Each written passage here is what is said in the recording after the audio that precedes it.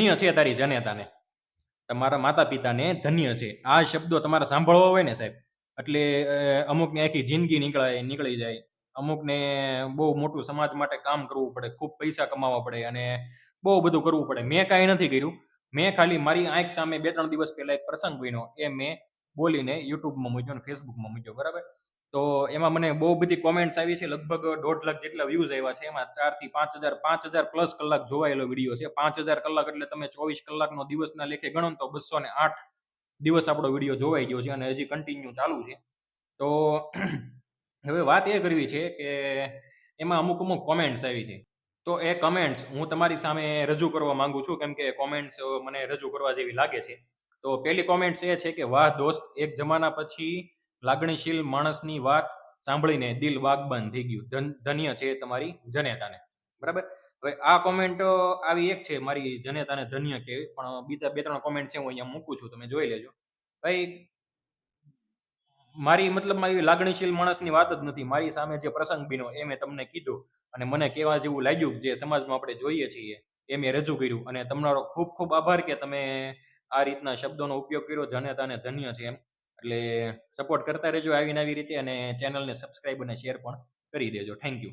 બીજી કોમેન્ટ એવી છે કે આટલી નાની ઉંમરે આવા વિચારો આવ્યા, તમને ધન્યવાદ એમ.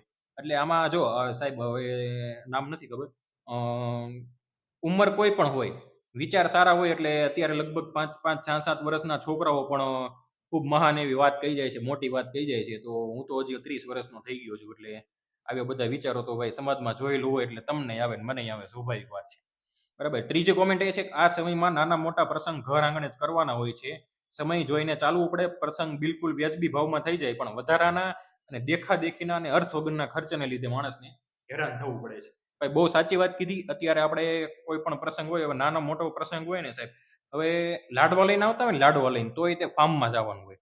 તમે વિચારો, લાડવા લઈને કોઈને ઘરે નથી બોલાવા, યા તો વાડીમાં, સોસાયટીની વાડીમાં નહીં, ફાર્મમાં.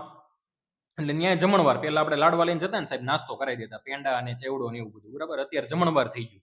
વિચારો તમે, એક લાડવામાં આપણે પેલા ચાંદલો કરતા ને એટલા ખર્ચો અત્યારે લાડવામાં કરી નાખે છે લોકો. એટલે આ બહુ વધારાની વાત છે. થોડુંક નોર્મલમાં આપણે કરી નાખીએ તો સારી વાત કહેવાય. બાકી તો જેની ઈચ્છા, આપણે કોઈને ના પાડતા નથી.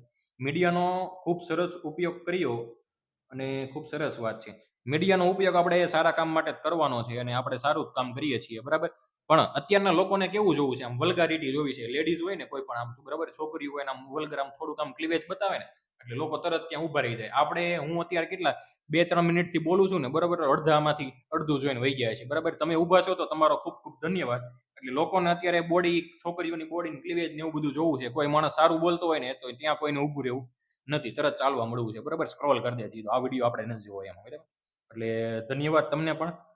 5મી કમેન્ટ એ છે કે લગ્ન માટે 25% પૈસાની જરૂર હોય છે અને 75% અર્થ વગરના અને મોજ શોખ માટે પૈસા વપરાય છે. તો સાહેબ હું તમને એક એક્ઝામ્પલ આપું. મુકેશ અંબાણીના છોકરાના લગ્ન અનંત અંબાણીના, બરાબર, એમના ટોટલ પ્રોપર્ટીમાંથી, ટોટલ મિલકતમાંથી 1% એને પૈસા વાપર્યા હતા, બરાબર. 1000 કરોડ રૂપિયા વાપર્યા હતા, કે જે તેની સંપત્તિમાંથી માત્ર 1% હતો. આપણે શું કરીએ, આપણી પાસે 20-25 લાખ રૂપિયા પડ્યા હોય ને સાહેબ, તો બધાય વાપરી નાખીએ. 20-25 તો ઠીક છે, આપણી પાસે છે એ વાપરીએ છીએ, એ તો બરાબર છે. પણ ઉછીના લઈને, વ્યાજના લઈને, લોન લઈને, એમાંથી આપણે લગ્ન માટે વાપરીએ છીએ, તો બહુ ખોટી વાત છે. ભાઈ ખૂબ સરસ વાત કરી છે. બીજી કમેન્ટ એ છે કે અડધી જિંદગીની મહેનત 5 દિવસમાં ઉડાવી દેવી એ ખોટું કહેવાય. 100%ની વાત છે સાહેબ. હવે તમે કેટલા વર્ષો સુધી તપસ્યા કરી હોય, મહેનત કરી હોય અને બધું કામ કર્યું હોય, બરાબર, દિન રાત એક કરી નાખ્યા હોય, બધું કામ કર્યું હોય, અને બધી મહેનત તમે ખાલી 2 દિવસમાં હાવ ખોટા લોકો પાછળ ઉડાવી દો છો. 1500, 2,000 માણસને તમે 500 વાળી ડીશ ખવડાવો છો, બરાબર. તો અને એમાંથી બગાડે બહુ થાય છે સાહેબ. એ આપણે આગળના વિડીયોમાં વાત કરીએ એ રીતે, આપણે વધારે વાત નથી કરવી એમાં, પણ મતલબમાં બગાડે એટલો થાય છે, બરાબર. પછી ભાઈ મારા દીકરાના ચાંદલા ફેબ્રુઆરીમાં છે અને અમે સોસાયટીની વાડીમાં રાખ્યું છે અને રસોડું પણ ઘરે રાખ્યું છે. સાહેબ ખૂબ ખૂબ તમને અભિનંદન કે તમે આવા વિચાર ધરાવો છો અને તમે તમારા દીકરાના કે દીકરીની જે કઈ સગાઈ છે તમે સોસાયટીની વાડીમાં રાખી, તો એ બહુ સારી વાત કહેવાય. ઓછા ખર્ચે તમારે પતી જાય અને પ્રસંગ પણ સારો જાય, એવી શુભકામના, બરાબર. બીજી કમેન્ટ એ છે કે તમારી વાત 100% સાચી છે. સમાજ એટલો દેખાવડો કરવામાં ગયો છે કે એક વાત કરું, છોકરાની છઠ્ઠી હોય ને સાહેબ, બરાબર, તો અત્યારે આપણા ગઢિયા લગ્ન કરતા ને એટલો ખર્ચો કરી નાખે છે. સમાજે, વાણિયા સમાજ પાસે શીખવા જેવી જરૂર છે.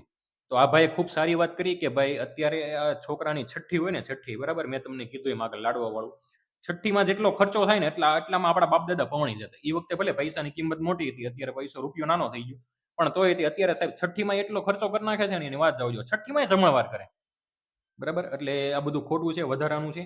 હવે આ છેલ્લી કમેન્ટ હું વાંચું છું, એક કાકાની કમેન્ટ છે, એક વડીલ હશે એમની કોઈની કમેન્ટ છે. હું લગભગ મેં આ કમેન્ટ 10 થી 12 વાર વાંચી છે અને આ કેવા જેવી લાગે છે એટલે હું તમને કહું છું કે અરે બેટા, એક એક શબ્દ 24 કેરેટ જેવો રજૂ કર્યો છે, એક એક શબ્દ ઘણું બધું કહી જાય છે બેટા. 1000માંથી 50 વ્યક્તિને બેટા તારા શબ્દની ચોટ લાગશે ને તો આપે બોલેલો એક એક શબ્દ સાર્થક ગણાય છે. 24 કેરેટ સોના જેવો એક એક શબ્દ પીરસી દીધો છે.